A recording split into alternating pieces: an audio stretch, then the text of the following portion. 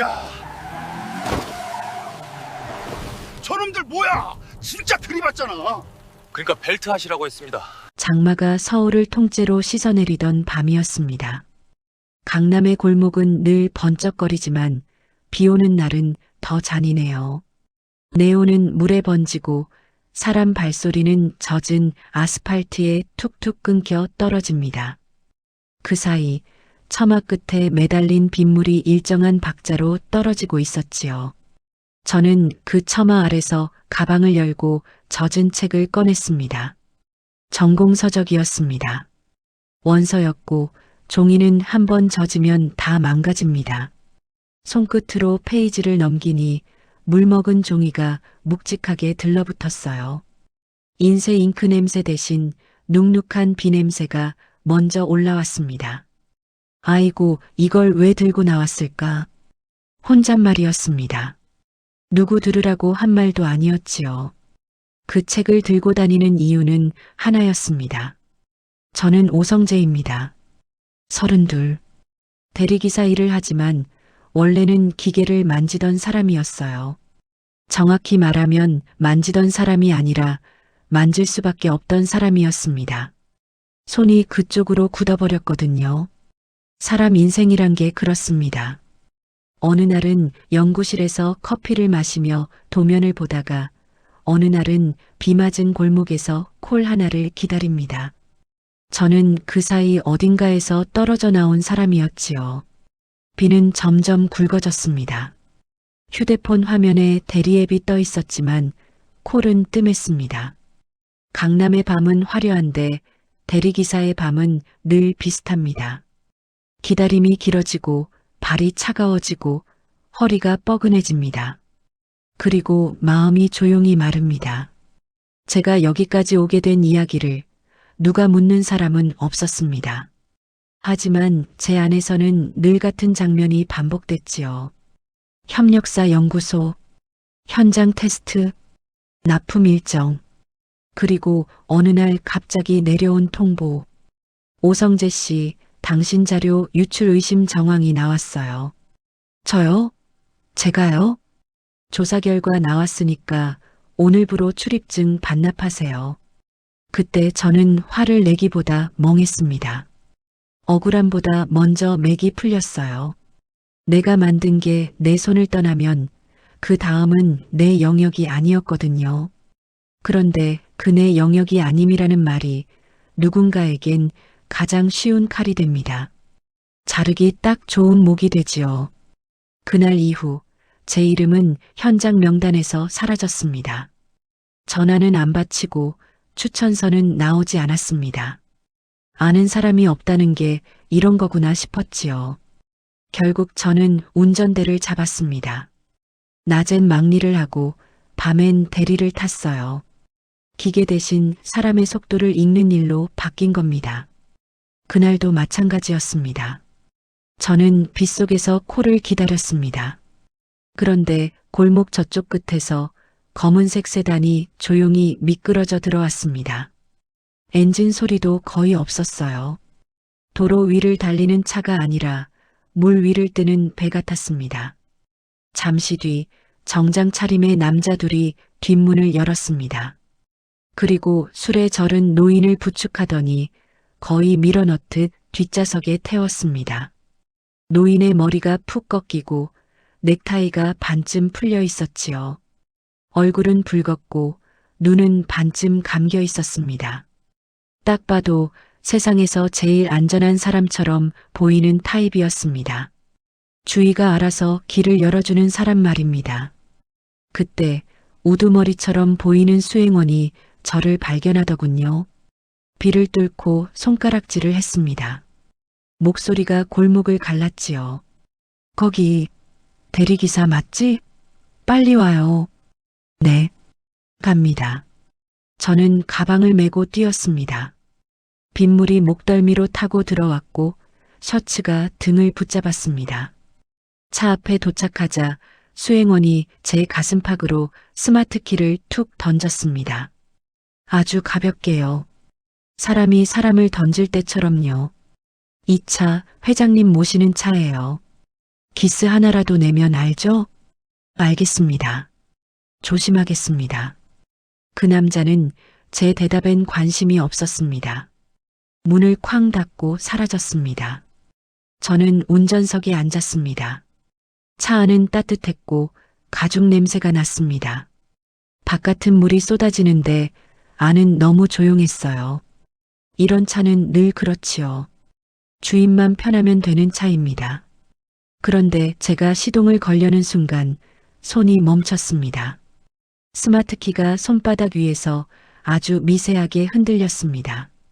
정확히는 흔들린 게 아니라 제 감각이 걸린 겁니다. 무게가 어딘가 이상했습니다. 말로 설명하기 어려운 차이였지요.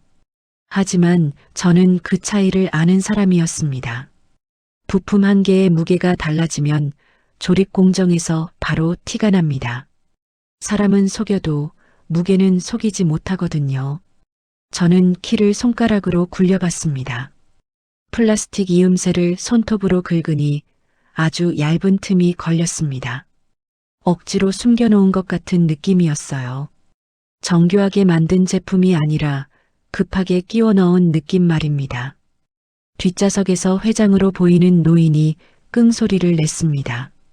그리고 목이 마른 듯 웅얼거렸습니다. 물물 없나? 저는 백미러로 그 얼굴을 힐끔 봤습니다.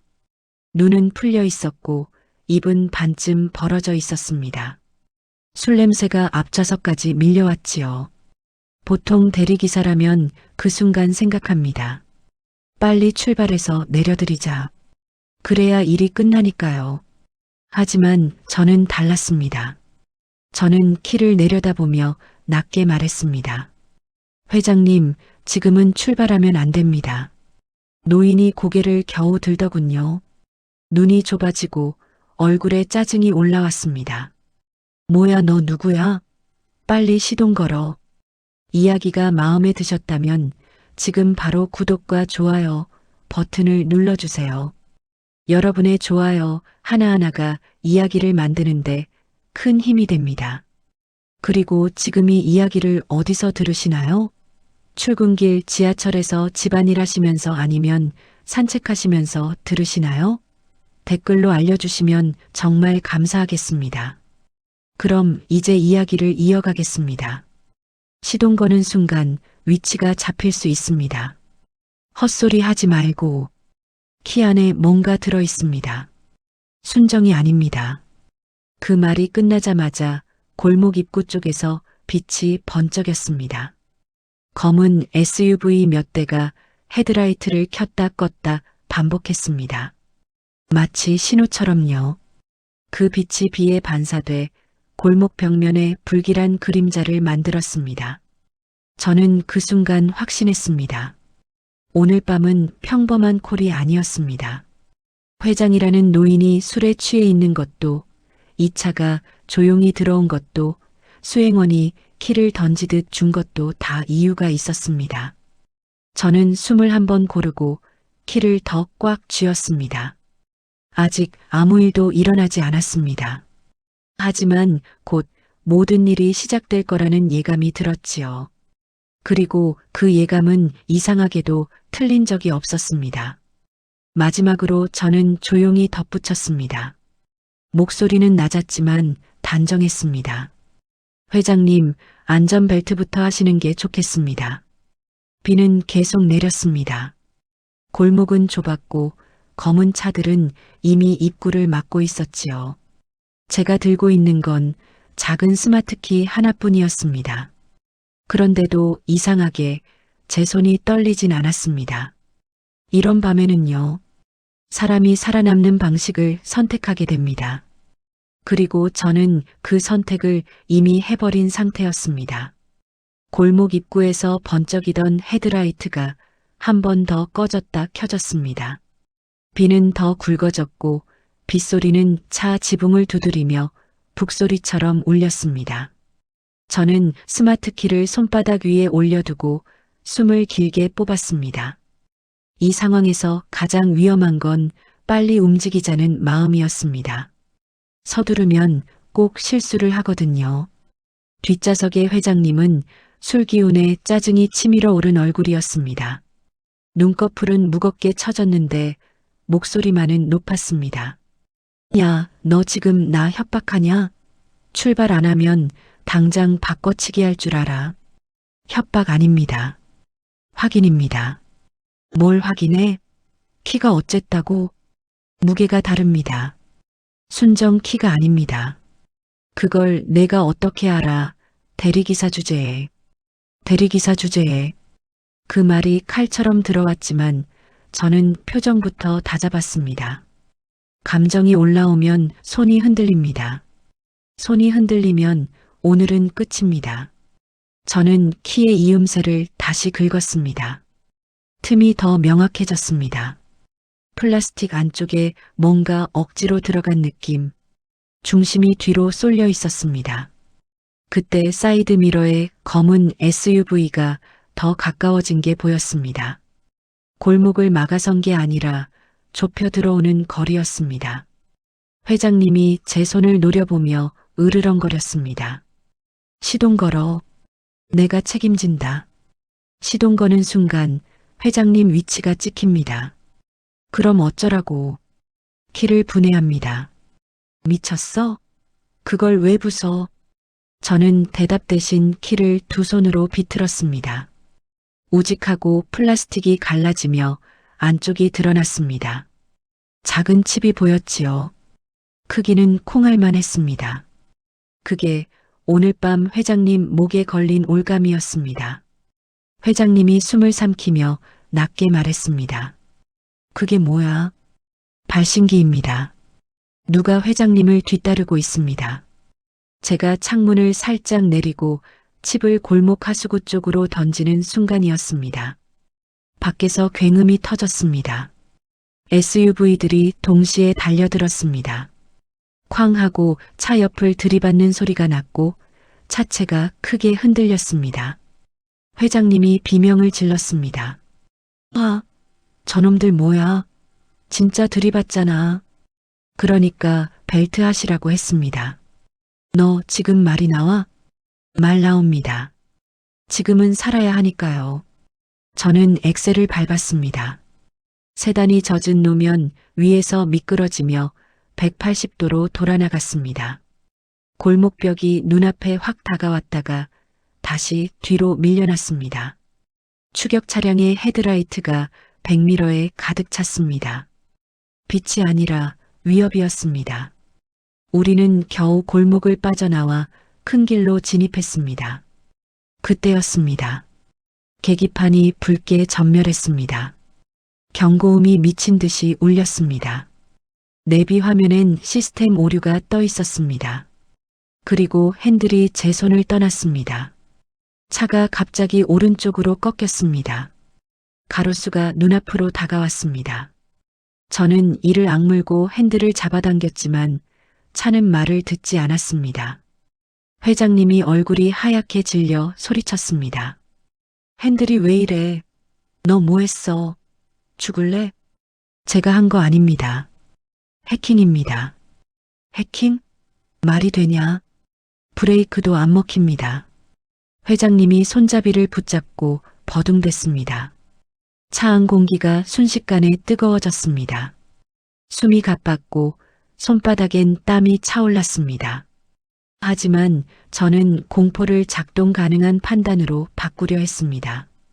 저는 대시보드 하단을 발로 걷어찼습니다. 퍽 소리와 함께 플라스틱 덮개가 깨지고 전선 뭉치가 쏟아졌습니다. 차량에서 나는 비싼 향이 순간 사라지고 전기 타는 냄새가 밀려왔습니다. 회장님이 목이 찢어져라 외쳤습니다. 아, 너 지금 뭐 하는 거야? 차를 다 부숴. 전자제어를 죽여야 합니다. 죽이면 우리가 죽는 거 아니냐? 안 죽습니다. 이러다간 진짜 죽습니다. 저는 전선 피복을 이를 이용해 물어뜯었습니다. 입안에 고무 맛이 퍼졌고 비릿한 냄새가 올라왔습니다. 한 손으로 핸들을 잡고 다른 손으로 전선을 찾아냈습니다. 그리고 두 가닥을 맞댔습니다. 파지직 스파크가 튀었습니다. 계기판이 꺼졌습니다. 차가 순간 더 무거워졌고 핸들이 묵직하게 제 손으로 돌아왔습니다. 전자제어가 죽고 기계가 순수한 기계로 돌아온 거였습니다. 회장님이 기침하며 떨리는 목소리로 물었습니다. 지금 산 거냐? 아직입니다. 이제부터가 시작입니다. 앞쪽에 공사 현장이 보였습니다. 진입 금지 표지판, 철골 구조물, 좁은 통로. 회장님이 고개를 젓고 거의 울부짖었습니다. 거긴 막다른 길이야. 미쳤어. 뚫고 갑니다. 안 돼. 안 돼. 저는 대답하지 않았습니다. 말로 설득할 시간이 없었지요. 이 밤은 설득의 밤이 아니라 생존의 밤이었습니다. 차가 가림막을 들이받았습니다. 와장창 소리와 함께 철판이 휘어졌고 비계 사이로 아슬아슬하게 빨려 들어갔습니다. 사이드 미러가 철골에 부딪혀 날아갔지만 차체는 통과했습니다. 뒤따르던 SUV는 그 좁은 길을 못 들어왔습니다. 뒤에서 연달아 충돌 소리, 금속 찢어지는 소리가 터졌습니다. 우리는 어둡고 긴 터널 안에서야 겨우 멈췄습니다. 엔진룸에서 연기가 올라왔고 회장님은 손으로 머리를 감싸쥐었습니다. 저는 숨을 고르며 생각했습니다. 오늘 밤 저는 다시 그 세계에 발을 들였습니다. 재벌가의 싸움, 피부치의 배신, 돈으로 만든 살인. 그건 제가 피하고 싶던 세계였습니다. 그런데도 마음 한구석이 차갑게 정리됐습니다. 이 싸움은 그냥 회장님을 살리는 일이 아니었습니다. 누군가가 사람을 사고로 처리하는 세상에 대한 반격이었습니다. 저는 뒷좌석을 돌아보고 조용히 말했습니다. 회장님, 이제 선택하셔야 합니다. 그냥 도망치실 겁니까? 아니면 맞서실 겁니까? 회장님은 대답 대신 손끝을 떨며 넥타이를 풀었습니다. 그 눈빛이 술에서 깬 눈빛이 아니었습니다. 누군가에게 배신당한 노인의 눈빛이었습니다. 터널 밖으로 나오자 비는 여전히 쏟아지고 있었습니다. 도로 위 가로등 불빛이 물막 위에서 번졌습니다. 번진 빛이 다시 차 유리에 흘러내렸지요. 저는 핸들을 잡은 손을 천천히 풀었습니다. 손바닥이 젖어 있었습니다. 빗물이 아니라 땀이었습니다. 차는 반쯤 망가져 있었고 제 마음도 비슷했습니다. 하지만 이상하게도 머릿속은 더 또렷해졌습니다. 방금 전까지는 살아야 한다가 전부였는데 이제는 다른 생각이 붙기 시작했어요. 왜 이런 일이 벌어졌는지, 누가 이걸 설계했는지, 그리고 다음은 누구인지. 뒷좌석의 회장님은 넥타이를 풀어 헤치고 숨을 몰아쉬었습니다. 그분의 숨소리는 늙은 사람의 숨이었습니다. 힘으로 버티는 숨이 아니라 억울함으로 버티는 숨이었지요. 저는 백미러로 그 얼굴을 잠깐 보았습니다.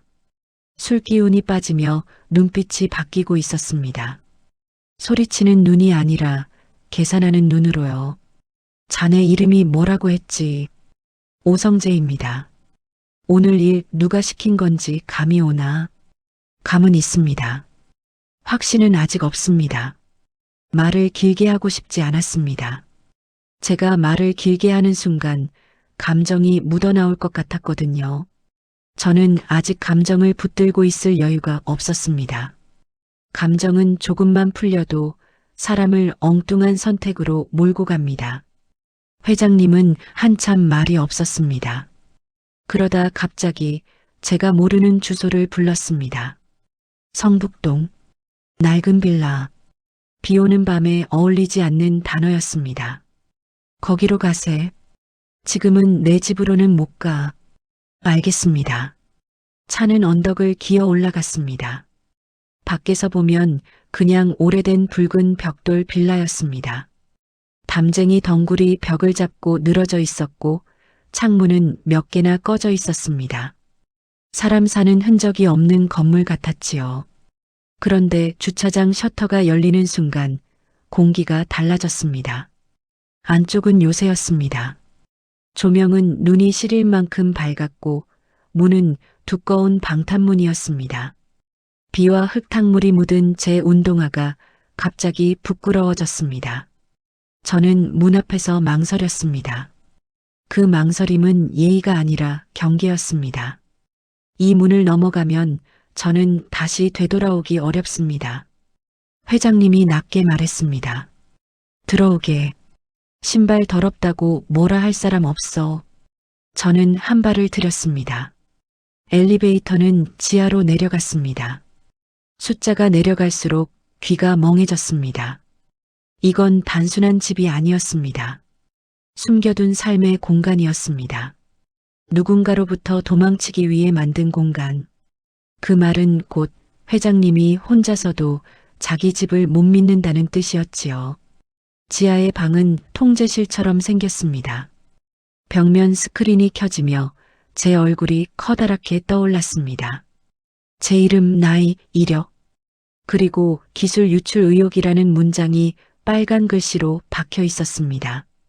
저는 목 뒤가 싸늘해지는 걸 느꼈습니다. 역시 이쪽은 빠르다. 회장님이 냉장고에서 생수를 꺼내 던졌습니다. 물병이 제 손바닥에 닿는 순간 차가움이 뼈까지 들어왔습니다.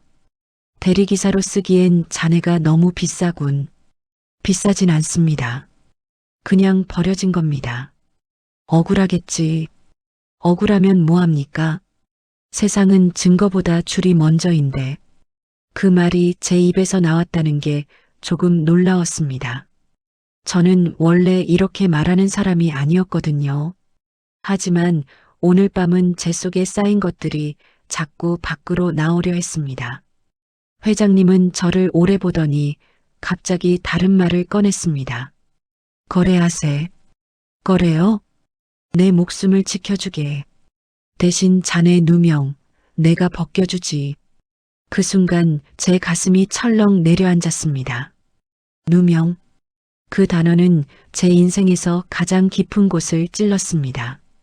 저는 잠깐 흔들렸습니다. 흔들리는 걸 들키고 싶지 않아 시선을 물병 라벨로 내렸습니다. 글씨가 번져 보였습니다. 이걸 받아들이면 나는 다시 그 판으로 들어간다.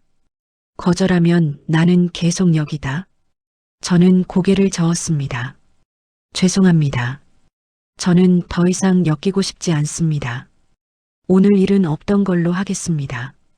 저는 자리에서 일어섰습니다. 문 쪽으로 걸어가려는 순간 주머니 속 휴대폰이 진동했습니다. 짧고 거칠게 울렸습니다.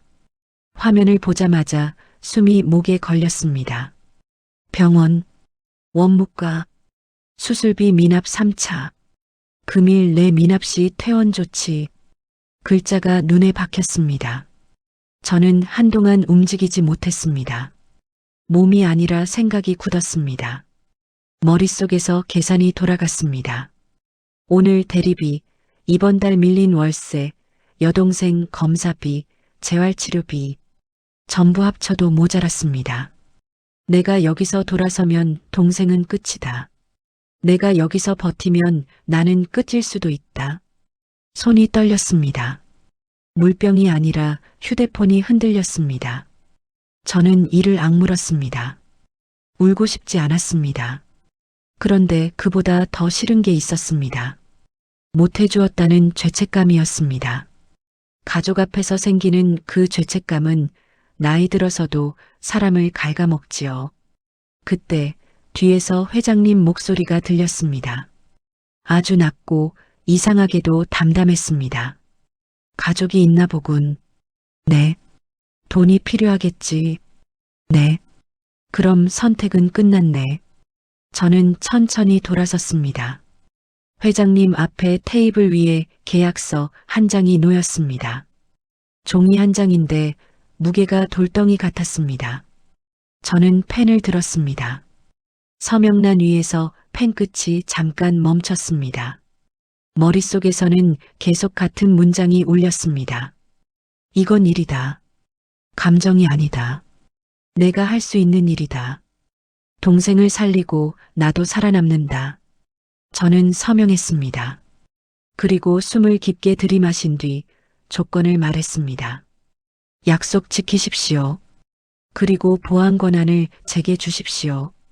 회장님이 눈을 가늘게 뜨며 물었습니다. 보안팀이 있는데도 있다고 믿을 수 있습니까? 오늘 키가 바뀌었습니다.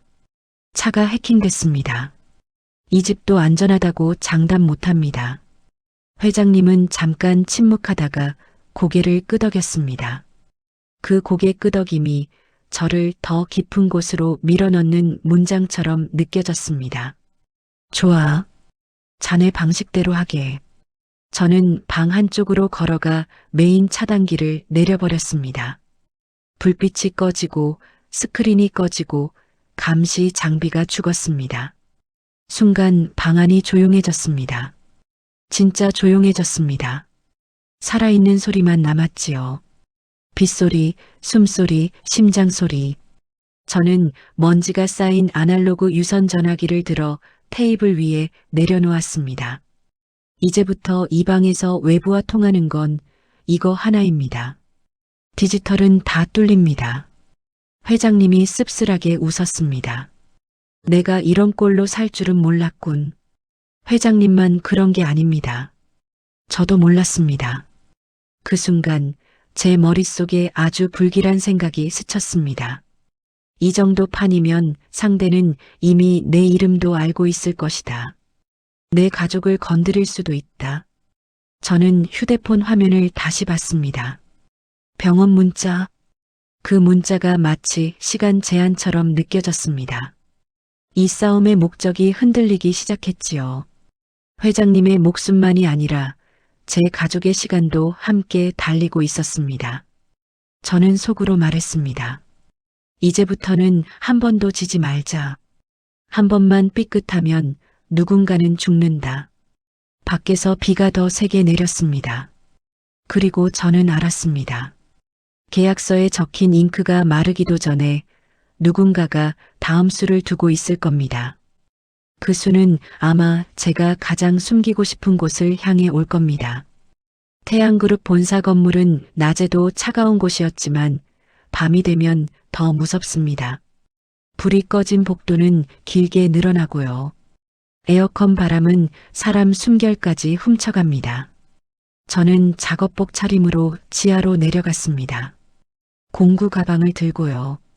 손바닥엔 땀이 차 있었습니다. 그러나 마음은 더 마른 상태였습니다. 제 목표는 하나였습니다. 누가 회장님을 죽이려 했는지 그 증거가 지하 5층에 있다는 확신이 있었습니다. 전력 사용량이 새벽마다 비정상적으로 치솟았습니다. 사람 없는 시간대예요. 그건 서버가 돌아간다는 뜻이었습니다.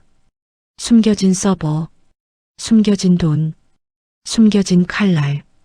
기계실 문을 열자 소음이 먼저 달려들었습니다. 웅하는 모터 소리, 배관에서 슈우하고 새는 증기, 습기가 피부에 붙었습니다. 제 귀 안쪽도 눅눅해지는 느낌이었지요. 저는 열화상 카메라를 켰습니다. 화면 위에 파란 배관들이 흐르고 한 줄기만 붉게 타올랐습니다. 도면에 없던 선, 뜨거운 케이블, 숨겨둔 혈관 같았습니다. 찾았다. 저도 모르게 소리가 새어나왔습니다. 케이블을 따라가자 자재창고 뒤쪽 낡은 판넬이 있었습니다. 손으로 만지니 먼지가 우수수 떨어졌습니다. 판넬을 뜯자 강철문이 나왔습니다. 새 문이었습니다. 숨길수록 새 것으로 드러나는 법이지요. 제가 해킹 모듈을 카드 리더에 갖다 댔습니다. 삑, 잠깐의 정적, 그리고 딸깍, 문이 열렸습니다. 안은 더 뜨거웠습니다. 서버 렉이 줄지어 서 있고 초록 불빛이 빠르게 깜빡거렸습니다. 펜 소리가 날카롭게 돌았습니다. 전자냄새, 금속 냄새, 돈 냄새, 모니터에는 계좌 흐름이 떠 있었습니다. 페이퍼 컴퍼니, 해외 송금, 쪼개진 숫자들. 이건 회사를 움직이는 돈이 아니라 회사를 빼먹는 돈이었습니다. 이걸로 끝낼 수 있다. 저는 USB를 꺼냈습니다. 손이 아주 조금 떨렸습니다. 분노 때문이 아니라 시간 때문이었습니다. 여기선 시간이 적입니다. 그때 스피커에서 목소리가 울렸습니다. 사람이 뒤에 선 줄 알고 돌아봤는데 아무도 없었습니다. 천장 스피커였습니다. 웃음이 섞인 목소리, 질척하고 얇은 웃음. 거기까지 하시지요, 오성재 씨. 순간 등골이 얼었습니다. 김 실장이었습니다. 회장 비서실장, 부회장 쪽 사람, 사무실에서 서류 흩뿌리던 그 손, 웃으며 사람을 봤던 그 눈. 김 실장 당신이었군요. 제가 뭐요? 전 그냥 지시받은 사람입니다. 지시? 누가요? 부회장? 그 이름을 여기서 꺼내면 더 오래 못 삽니다. 저는 USB를 서버에 꽂으려다 멈췄습니다. 어깨가 굳었습니다. 뒷문이 쾅 하고 닫혔습니다. 잠금 장치가 돌아가는 소리가 이어졌습니다. 철커덕, 철커덕. 저는 문으로 달려가 주먹으로 두드렸습니다. 문 열어. 지금 뭐 하는 짓입니까? 스피커에서 김 실장이 태연하게 말했습니다. 쥐새끼는 쥐구멍에서 조용히 죽는 게 예의지요. 당신 사람을 죽이려고가 아니라요. 정리하는 겁니다. 회사에 깨끗함이 필요하거든요. 가슴이 쿵 내려앉았습니다. 제가 여길 들어온 순간부터 이미 그들은 기다리고 있었습니다.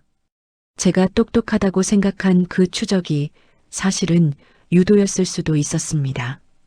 왜 이렇게까지 합니까? 제가 소리쳤습니다. 왜?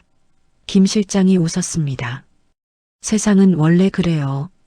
위에 있는 사람은 아래 사람을 밟고 올라가요. 자네도 알잖아. 누명 한번 쓰면 끝이라는 거. 그 말에 제 입술이 딱 굳었습니다. 제가 당한 일을 아는 겁니다. 그들은 제 상처를 도구로 씁니다. 정확히 눌러서요. 그때였습니다. 붉은 비상등이 빙글빙글 돌기 시작했습니다. 경보음이 귀를 찢었습니다. 위잉 위잉 위잉. 천장 노즐에서 푸슈 소리가 났습니다. 흰 안개 같은 가스가 쏟아졌습니다. 눈이 따갑고 목이 타들어갔습니다. 할론가스 제가 이를 악물었습니다. 불은 꺼지지만 사람도 꺼지는 가스입니다. 산소를 빼앗는 방식, 조용한 처형. 저는 셔츠를 찢어 입과 코를 막고 바닥에 엎드렸습니다. 숨을 들이마실수록 폐가 쪼그라드는 느낌이었습니다. 머리가 핑 돌았습니다. 시야 끝이 검게 물들었습니다. 스피커에서 김 실장이 말했습니다. 아주 담담하게요. 오성재 씨, 편하게 가세요. 회장님 사건? 이제 진짜 음주사고로 끝날 겁니다. 제가 힘겹게 대꾸했습니다. 내가 그렇게 만들었잖아. 증거는 자네랑 같이 사라지니까요. 저는 문틈을 찾으려 했습니다. 하지만 문은 꼼짝도 하지 않았습니다. 용접한 듯 단단했습니다. 손끝 감각이 무뎌졌습니다. 여기서 끝인가? 그 생각이 머리를 스쳤습니다. 그런데 아주 미세한 소리가 들렸습니다. 서버 팬이 도는 소리였습니다. 윙윙윙 쉬고 윙윙윙. 리듬이 이상했습니다. 규칙적이었습니다. 의도적인 신호였습니다. 누가 보내는 거야? 저는 바닥에 환기구 덮개를 손끝으로 더듬었습니다. 동전 하나를 꺼내 금속을 두드렸습니다. 깡, 깡, 깡. 손이 떨렸지만 박자를 맞췄습니다. 여기 사람 있어요. 살려주세요. 숨이 넘어가며 말이 찢겼습니다. 그때 환기구 안쪽에서 전동 드라이버 소리가 났습니다. 지잉. 나사가 하나씩 풀렸습니다. 뚝, 뚝. 덮개가 열리며 바람이 역류했습니다. 차가운 공기가 얼굴을 때렸습니다. 살아있는 공기였습니다. 그리고 작은 드론 하나가 제 눈앞에 멈췄습니다. 검은색, 주먹만한 크기, 스피커에서 딱딱한 여자 목소리가 들렸습니다. 오른쪽 통로, 30초, 들어오세요. 저는 멍했습니다. 살아야 한다는 본능이 그 멍함을 밀어냈습니다. 당신 누구야? 질문은 나중에요. 안 들어오면 뇌 손상 와요. 그 한마디에 저는 몸을 환기구로 밀어 넣었습니다. 팔꿈치가 긁혀 피가 났습니다. 무릎이 철판에 닿아 찢어졌습니다. 하지만 통증은 멀었습니다. 숨이 더 가까웠습니다. 환기구 안에서 저는 한 가지를 확실히 느꼈습니다. 이 건물 어딘가에 저를 살려두려는 사람이 있습니다.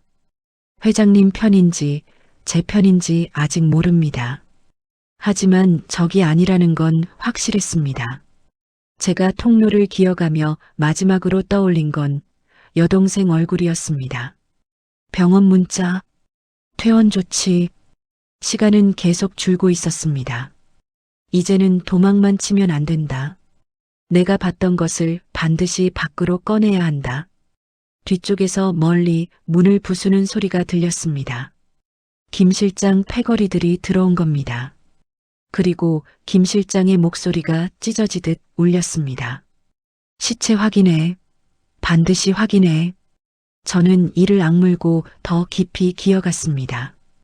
드론의 작은 모터 소리가 제 심장 박동과 맞물렸습니다. 윙, 윙, 살아있으라는 명령 같았습니다. 하지만 동시에 더 큰 공포가 올라왔습니다. 나를 살린 사람은 대체 누구인가? 그리고 왜 지금 나를 살리는가?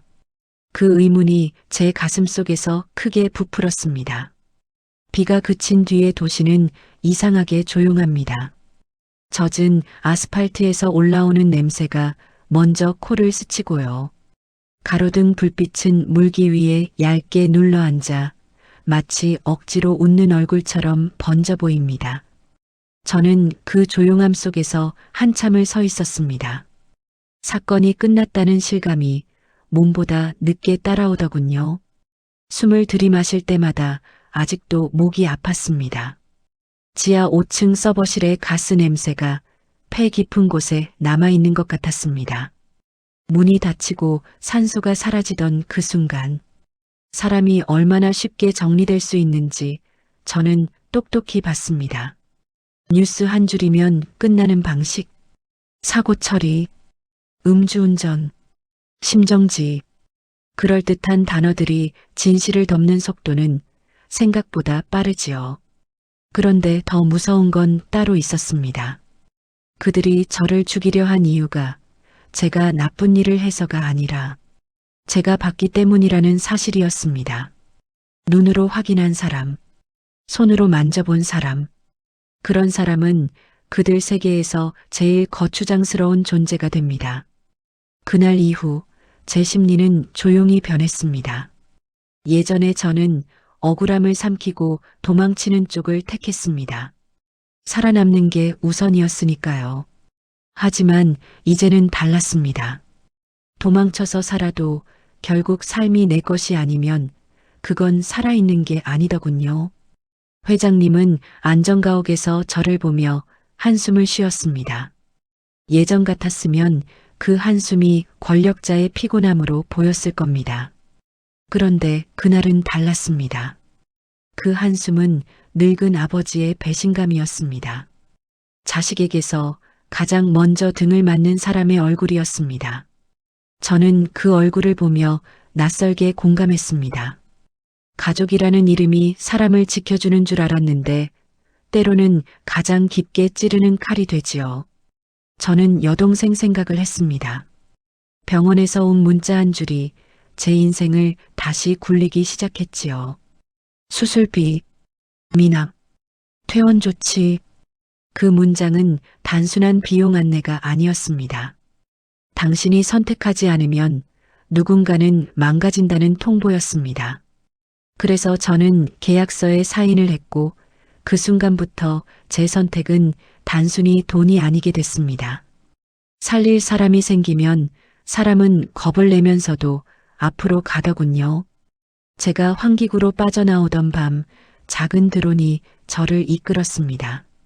모르는 누군가가 저를 살려냈고 저는 그때 깨달았습니다. 세상은 무섭지만 세상이 전부 무섭기만 한 건 아니라고요. 누군가는 같은 건물 안에서도 다른 방향으로 살아가고 있었습니다. 그 사실 하나가 저를 다시 사람으로 만들었습니다. 그날 새벽 제 손은 계속 떨렸습니다. 하지만 그 떨림이 꼭 공포만은 아니었습니다. 처음으로 분노가 아니라 결심이 손끝에 남아 있었거든요. 살아남기 위해서가 아니라 살아있는 이유를 지키기 위한 결심 말입니다. 저는 스스로에게 조용히 말했습니다. 오성재, 이제는 내가 내 편을 들어야 한다. 누가 대신 증명해 주길 기다리지 말자. 내가 보고, 내가 기록하고, 내가 버텨라. 회장님과 저는 이제 단순한 고용관계가 아니었습니다. 서로의 약점을 손에 쥔 사이가 되어버렸지요. 회장님은 권력의 꼭대기에서 고립돼 있었고 저는 바닥에서 버려진 사람이었습니다.